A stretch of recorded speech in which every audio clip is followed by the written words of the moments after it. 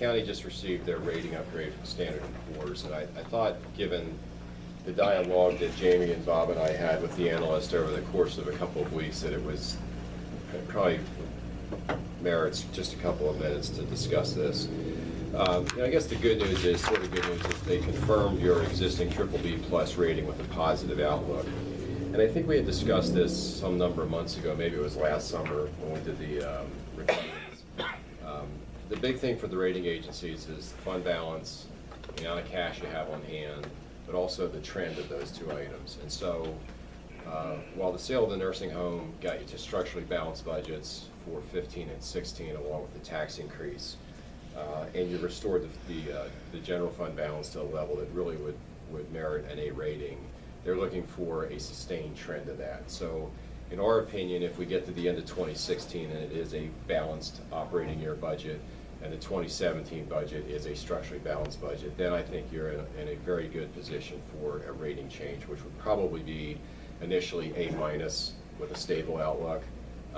But again, you've taken all the steps to go to the next level. It's just under the new methodology since the recession, they're looking at a longer term trend line than just a year or two. And so that's really where we're stuck right now. They made a couple of comments in here that I think merit. Anything else they would be venting. They take a somewhat negative view on a couple of things. They describe it as weak management despite standard financial policies and practices under our financial management assessment, which is kind of a black box. You don't really know what that assessment is precisely.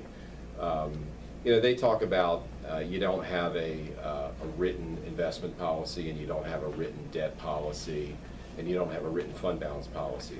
I can show you AA rated counties that have none of those. So, they're kind of hiding behind the veil of a structure that they think is absolute, and yet when you go look across the Commonwealth, and probably in other states as well, but certainly in Pennsylvania, from BBB+ to A to AA, we see the same absence of formal policies, primarily because counties don't borrow a lot of money, and your investments really are governed by state law. And so your cash is really short-term cash. It has to be at the highest level of security, meaning rating. You can't buy corporate bonds. You can't go out and buy equity. So, we view those criticisms of failure to have policies as, what's the point of the policy? We're already governed by law. On the debt side, you really haven't borrowed any new money for years, and it really comes down to the bare essentials when you do it. It's not like you're a corporation or somebody's looking at your balance sheet leverage as a reason to lend to you or invest in your debt. So if you were a college or a hospital where your balance sheet really was as important as your operating statement, then a debt policy has some merit as the borrower. But for a county government that is really providing essential services, we just think that's not a necessary process and procedure to have in place. We clearly differ with them on that, obviously, based on their assessment. But again, I can show you AA counties that don't have those formal policies either. So it's a little bit of a shot without any substance behind it, in our opinion. The weak economy is measured against national data and benchmarks, so there's nothing you can do about that. They frankly have a fairly strong bias against rural counties and communities across the country. So the closer you are to a major metropolitan center, the more likely you're viewed as more suburban/urban, and they think that's better. Again, I could show you, Clinton County's AA rated. Their economic profile is not any better than Lebanon County's. And then I think the other comment was where we tried to argue, well, we did argue, not successfully. We tried to argue successfully, we failed. They made some comments in here about the drawdown of the fund balance, which I thought on the bottom of page 3 is frankly inaccurate. They view the deposit into the pension fund from a portion of the proceeds of the sale of the nursing home as a drawdown. It was part of the plan from the very first day we had talked to them about the rating, going back before the sale of the nursing home and through the entire process last summer and up to today. So the fact that we did exactly what we said we were going to do, in my opinion, should have been considered a positive, not viewed as a negative. They gave us a draft report. Again, Bob and Jamie and I were on the phone. We argued against this language. She said, okay, I'll take it to committee. He came back and said, I take it to the committee, and it's the same language. Like, okay. So those are the highlights as I read it. you know, they do. Those are the low lights. Low, yeah, exactly.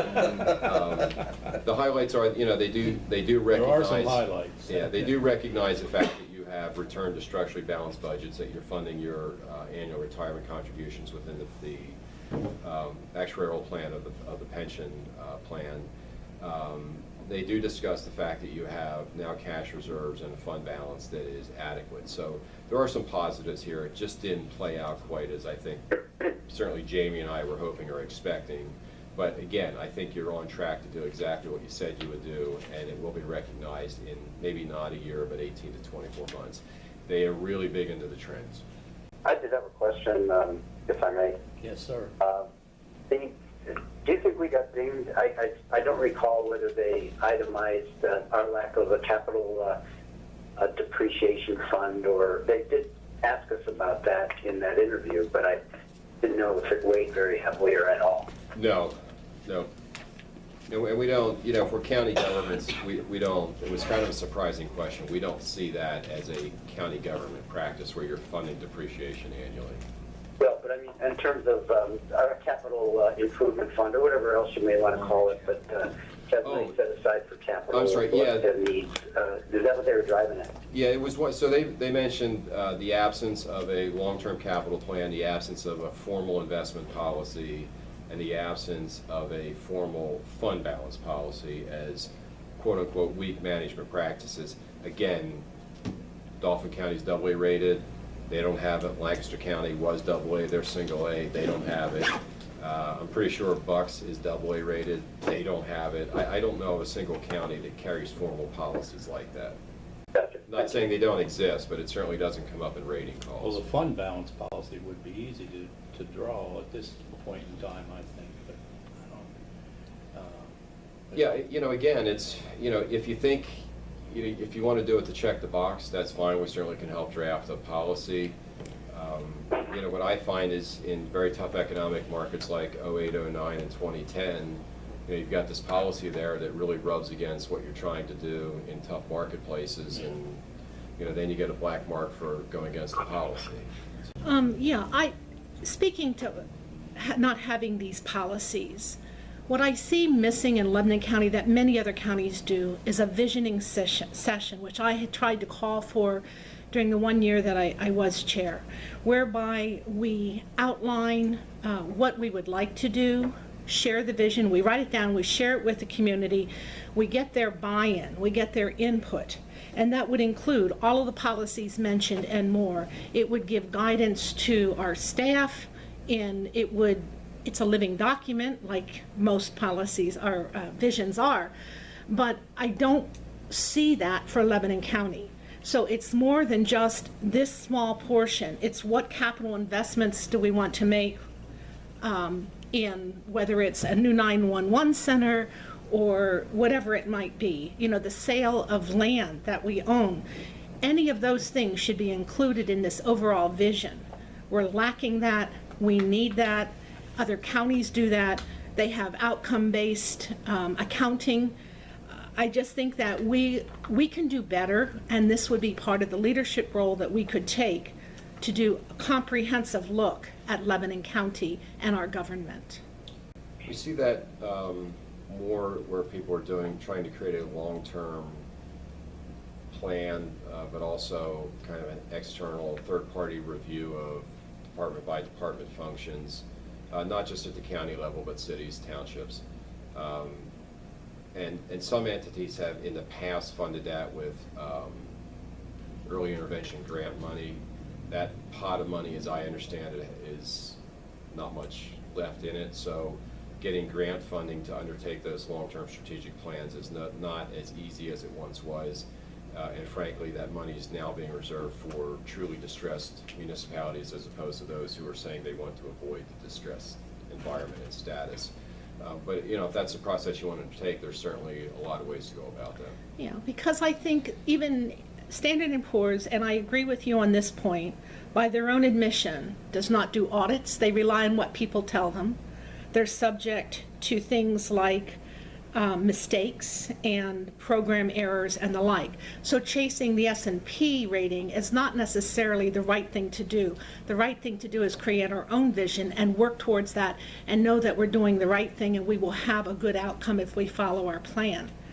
I also know that one of the things that was not covered in there, while it says that in 2012, $101,000 was paid on the pension plan, that was at the expense of our retirees who gave up their assistance for their medical. There was a $500,000 budget line item for a pension payment that was not made. And so last week, I think it was, when Commissioner Ames blamed previous boards, there was no ownership in that we had part of that. We can avoid these things if indeed we have a long-range plan. I'm glad there's finally buy-in, that everyone is in agreement that we must pay the entire ARC each year. That is a tremendous step in the right direction. But we need to get that in writing. We need to put that thought process down so future boards of commissioners understand and never forget the lesson that was learned here. That's all I'm asking for. I think it's a very important step that we need to undertake. Now, what you do by way of structure and decisions is, we can help, but we need to know what it is, what path you want to be on. My caution would be, if you're going to undertake that kind of strategic planning, then you want to make sure you're benchmarking so that the process actually had value in the outcome, that you didn't do it just to kind of grade a paper and go home. Well, I think, again, we have that $8.1 million from the sale of Cedar Haven with no formal plan for it. For somebody to say it without a vote is not fair to have it in that report. So I do take exception to that report, but for different reasons. I'm not understanding. You take exception to the fact that they mentioned that we have that money in reserve? Is that what you said? No, that somebody alluded to the fact of how it would be spent. It's not going to be spent. Oh, okay. It's our reserve fund. Yeah, And they recognize that, and that's one of the highlights, because it does speak to a structurally balanced budget, which, following the plans that you've come up with over the past several years, we wouldn't have had any of those positive things. If I remember correctly, the people that bought Cedar Haven were going to pay their share of the pension payment for our employees as managers. They would not have had to buy it. At this point, we have more people in retirement than we have paying into the system. Had we been managing Cedar Haven, we would have more people paying in and fewer people collecting pension. Things would have righted themselves. It's upside down, and we're covering the bases now. So again, that's just a summary. We appealed to their specific language, but lost the appeal, which is pretty common with the rating agencies. Which does lead us to the Hay report on the county pension plan. The county's current funding is almost 83%, 82.9%, and the unfunded liability in dollars is $23,900,000 and essentially $41,000. So relative to other pension plans around the country, 83% is considered to be a very good funding level. There are some, but not a lot, of plans that are fully funded, meaning 100%. Certainly the rating agency looks at an 83% funding level as adequate. So clearly in the report it wasn't mentioned as a glaring flaw or default. Much below 70%, and a rating agency starts to take notice. If it dips below 65%, then it really becomes a, what are you going to do about this? What we've prepared for today is just a summary, kind of a high-level discussion of what the plan, that the report says your plan is doing, what the expectation should be, and is there a less expensive funding alternative than the pay-as-you-go methodology. And so I'll try to walk through this. Frankly, these actuarial reports are a lot of math and somewhat difficult to follow, and so I thought converting it more to a bullet point presentation might be easier. Again, as of 12/31, which is where all the numbers now come from in the report, just shy of $24 million as the unfunded liability. You essentially pay for that over time, and because the way the actuary calculates, It's not a clearly defined, it's not like you said, okay, I've got 15 years, I'm going to pay back the pension plan. You're always paying a fraction of what that unfunded liability is, in addition to what they call your normal cost. So there are two components to your ARC for 2016 is $2,862,000. Of that total, approximately $2 million is allocated to the unfunded portion, and approximately $800,000 is what they call normal cost, which is if your plan were fully funded, meaning you had 100% of the assets in place, you would still have an ARC of about $800,000. It's a little less than that, but I'm just rounding numbers. And so what we're focusing on right now is the unfunded portion, which is approximately $2 million. And market returns for at least thus far in 2016, and it would be a pretty remarkable second half to meet the benchmark. The unfunded liability probably goes up a little bit, but it should not be a lot. Your 10-year average rate of return is 5.99. The pension plan assumes you're earning 7.5%. So in very simple terms and simple math, you're basically funding your unfunded liability at a carry cost of 7.5%. And so we look at that and say, okay, 7.5% in today's environment is relatively expensive. Is there a cheaper way to fund it? And we'll get to that. Again, it assumes you're earning 7.5%, you're earning basically 6%. So you have a negative carry or a gap of 1.5%, 150 basis points.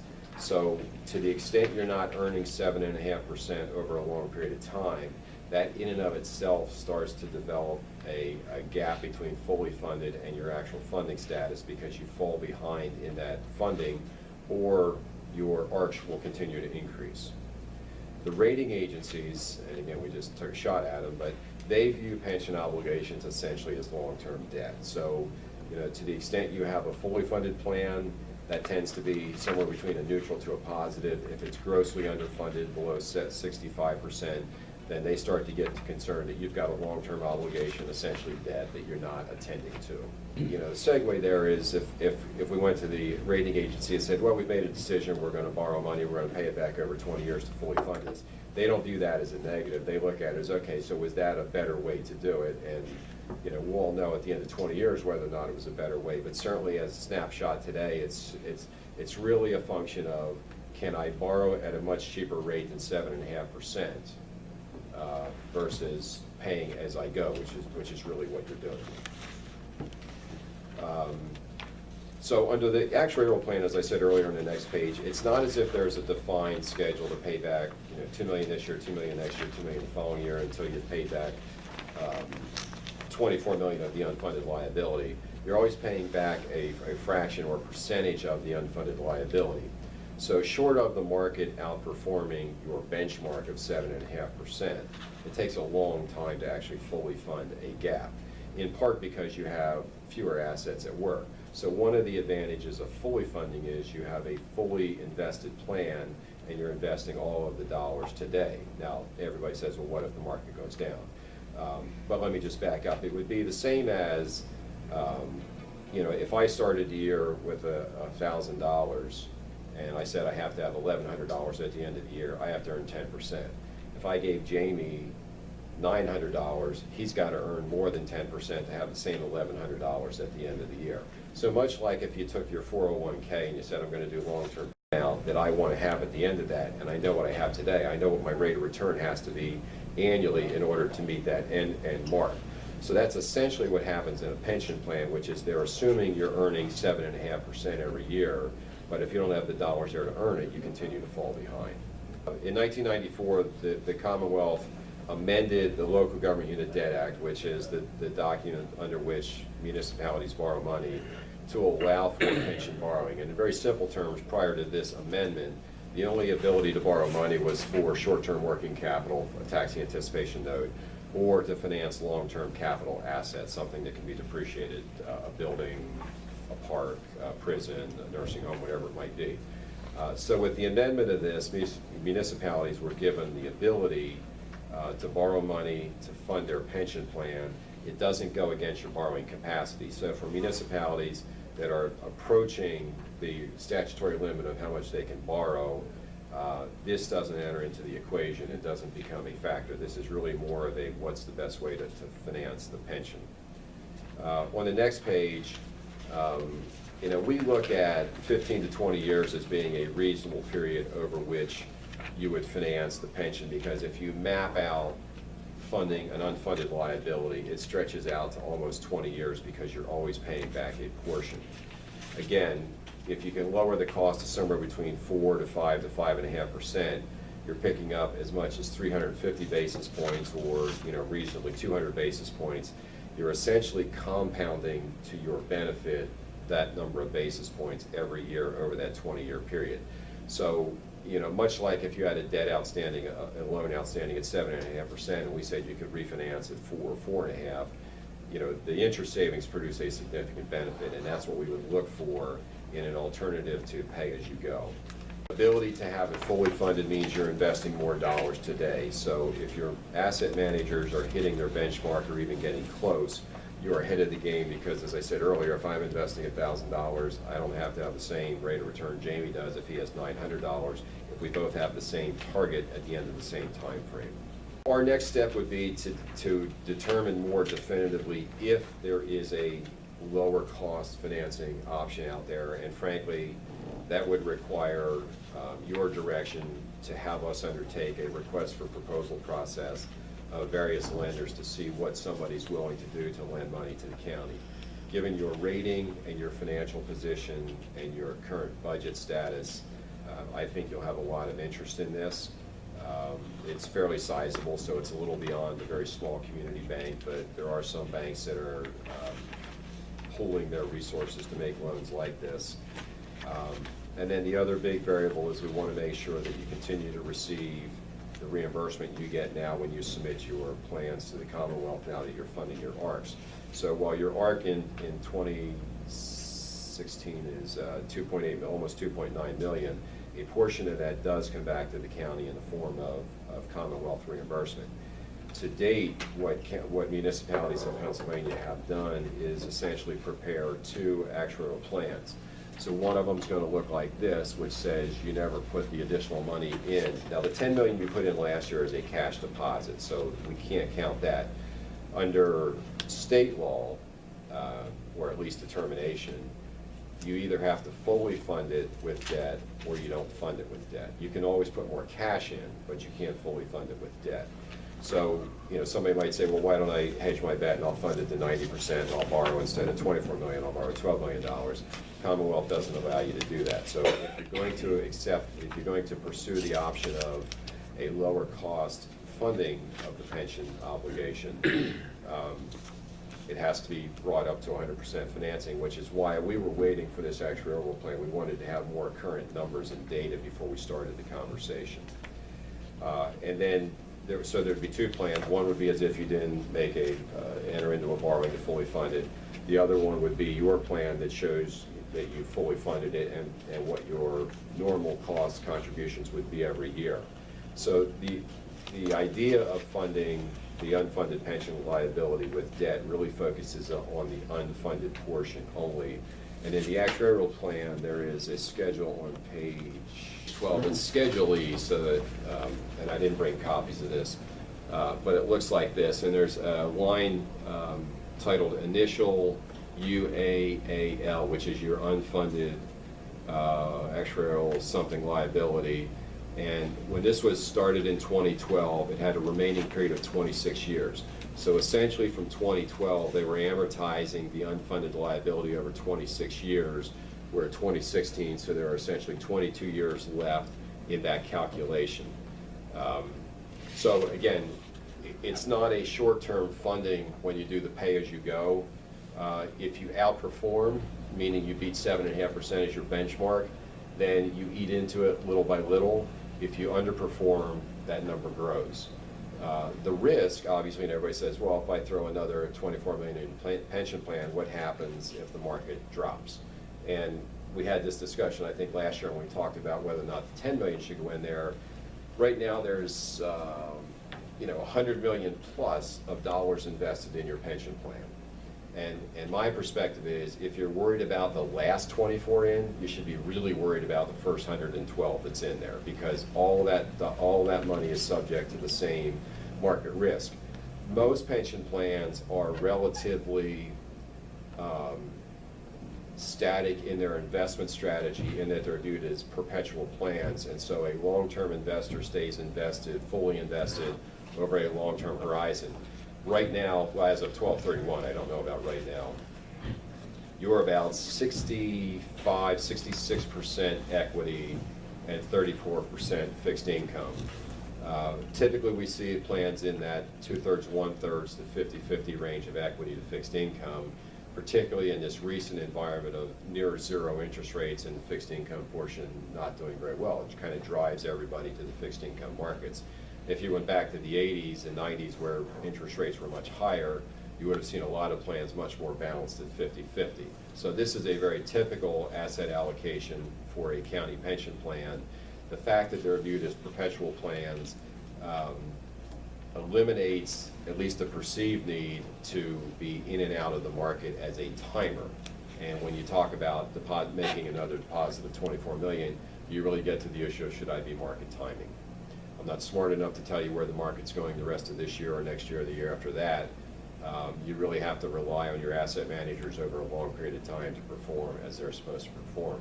If you fully fund this, the goal would be you maintain your reimbursement. So from a cash flow basis, we would lower your payments because we would reduce the unfunded liability significantly. You would preserve and maintain your reimbursement. Again, the risk then is, does the market go against you and you're not making 7.5%? We're still looking at $100 million fully invested versus $24 million that somebody has lost that confidence in. To me, it's counterintuitive that you would lose confidence in $24 million but have confidence in $100 million. If this pension fund were made, if 100%, if we're made 100% by borrowing, would it increase in any way The reimbursement? the reimbursement? No, because the reimbursement is predicated upon the plan that exists today, which is underfunded. The goal is to maintain the reimbursement.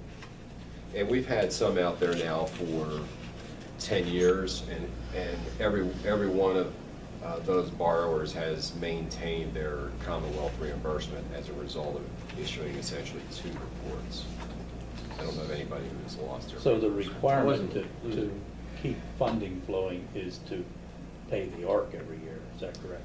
Well, if you fully fund it, then you're down to what they call your normal cost, which is you're not replenishing that $24 million hole in the asset plan. You're just funding the ongoing costs of making sure there's enough to pay retirees based on, estimated lives, salaries, benefits. All of that stuff is how they calculate the normal cost. So you have a normal cost of about $760. The makeup is about $2 million. And again, so the Commonwealth wouldn't reimburse us for the new debt that would be taken to do this? Well, no, and we don't want them to, because frankly, you get more reimbursement as it's underfunded. And so their response to us when we presented this 10 years ago, 11 years ago, was, look, all we're interested in is that we're not paying more. How the municipality wants to fill the bucket, we're indifferent to that. We just want to be assured that you're not gaining by this plan, meaning that you're getting more Commonwealth reimbursement. Frankly, if we lose the Commonwealth reimbursement, the benefit of financing at a lower rate goes away. Oh, I agree. I was looking to see if it was going to increase. No, and their basic line is, as long as it doesn't go up, do what you want to do. But it's a little difficult to get your hands around all the math in an actuarial report, because it's predicated on a lot of assumptions of number of people in the plan, salary increases, investment rates of return. And so and particularly because you put $10 million in last year, if you went back and tried to look at the plan at the end of 14 versus 15, the numbers would be so different, it would be hard to even get a flavor for, how your underlying performance contributed. But you went from 4.5 4 in 14 to 4.2 in 15 to 2.8 in 16. Again, largely because of the $10 million additional funding. The goal is to try to find a less expensive alternative that is supported by the general fund. So at this point, you can't really make any calculations unless you know what the Well, market would. I need to know what loan somebody's at. willing to, at what rate they're willing to lend money and on what terms, to come back to you and say, this absolutely makes sense, or no, we just don't think it's worth doing. You know, for just a little bit of benefit, I don't think it's worth the exercise, but you know, if we can save a couple $100,000 a year, I think that's meaningful over a long period of time. I mean, we certainly would refinance outstanding debt for less than $200,000 a year over a 20-year time frame. I want to say last year, it might have been 2 years ago, but within the last 2 years, I'm sure, I attended a workshop at the Chamber of Commerce, and I couldn't swear to it, but I believe it was the Pennsylvania Chamber of Business and Industry, who may have been part of the presentation, but I could go back and find out who it was. And at that, you know, because everything you say sounds wonderful and good, but the takeaway from that session was, do not, under any circumstance, borrow to fund unpaid pension liability, period. Because what were their reasons? I would have to go back through my notes to find the bullet points, which I'm sure I can do. I'm just saying that there are business people out there saying this is not the way to go. So I share that with you up front. You know, under the heading of nothing's perfect, I wouldn't describe this as perfect. It's really, you know, if you got a credit card and they were charging you 15% and somebody sent you one and said it's, you know, now 5%, you know, you roll everything to 5% and try to save the additional interest charge. And this is really just, is there a less expensive way to fund it? It doesn't eliminate your responsibility to fund it. It just does it in a different methodology. You have some risk that the market goes down, but you certainly have that on the $100 million plus that's in the plan now. And you know, that part of it is a more appropriate conversation with your asset manager. I mean, you can always put it in as cash. You know, if somebody said, I think the market's going down, I'd be looking to move a lot of money into cash. It's not going to earn much, but at least you're not losing assets. No, but I guess I'm surprised that there'd be a group that would say under no circumstances should you do this kind of activity. That would be surprising if under no circumstances that it would make sense, but I don't you know, unless we see the bullet points from that meeting, if that's going to be a deciding factor in going ahead or not. And I guess at this point, it's worth. I think it's worth looking at. Yeah, I think, I mean, at least from where I sit, it's worth to find out, you know, what the market would say the cost of capital is. It doesn't cost you anything to undertake that exercise. We certainly aren't guaranteeing anybody any loan. Because we've come to you and said we think this is a good idea. I'm certainly not going to charge you if it proves to not be a good idea. So it's really kind of a free exercise to see what the alternatives are. And the timing of this was, one, we needed the updated plan, but we also have a refunding that is certainly not as meaningful as the savings this might produce, but certainly worth doing later this summer. And so, you know, my thought was if we could do them somewhat jointly, you know, maybe there would be some economies of scale in the financing costs. So that was the reason we wanted to have at least a conversation to see what your interest in pursuing this might be. If you're looking to get more data by getting some proposals from banks or however you go about that, then that would take action on your part at a meeting to seek that. If not, then we're probably done here. Well, Yeah, I think so, yeah.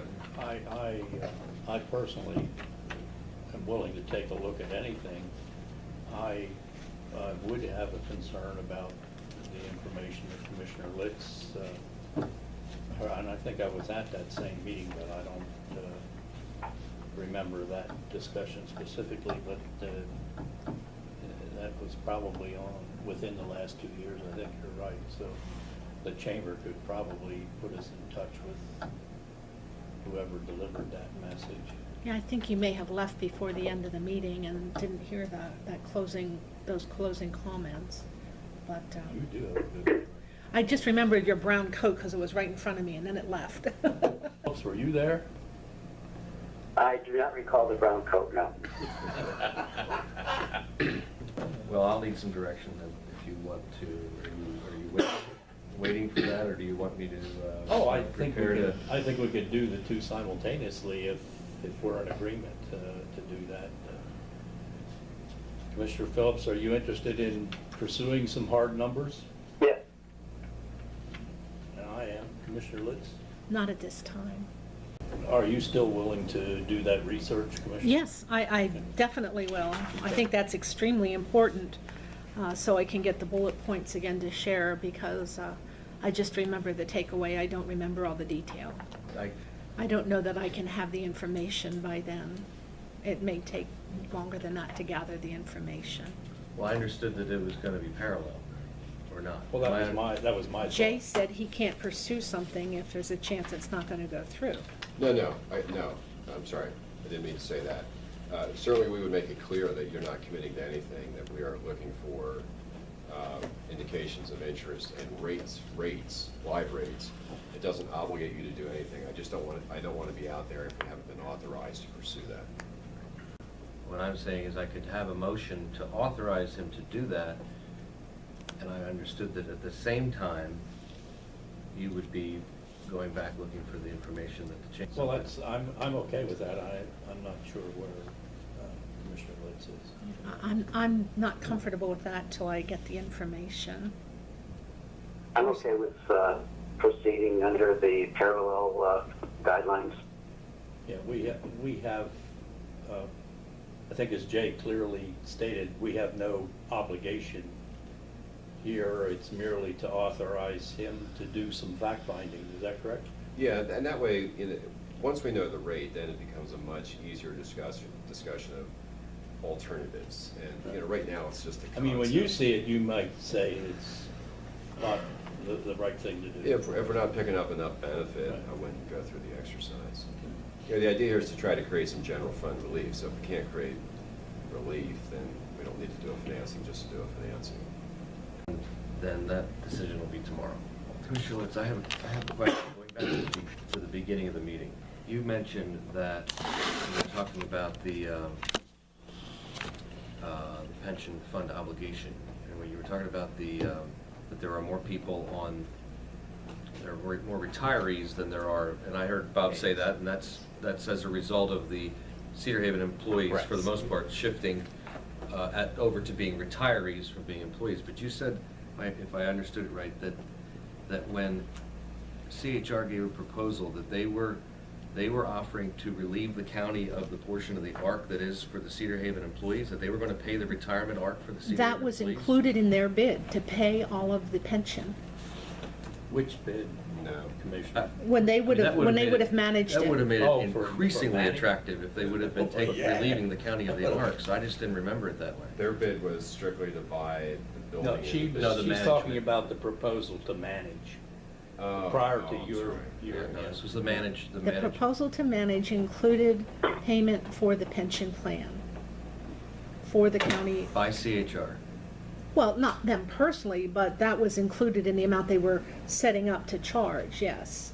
I mean, that, And that's why I didn't want to sell it. I said, let them manage it. okay.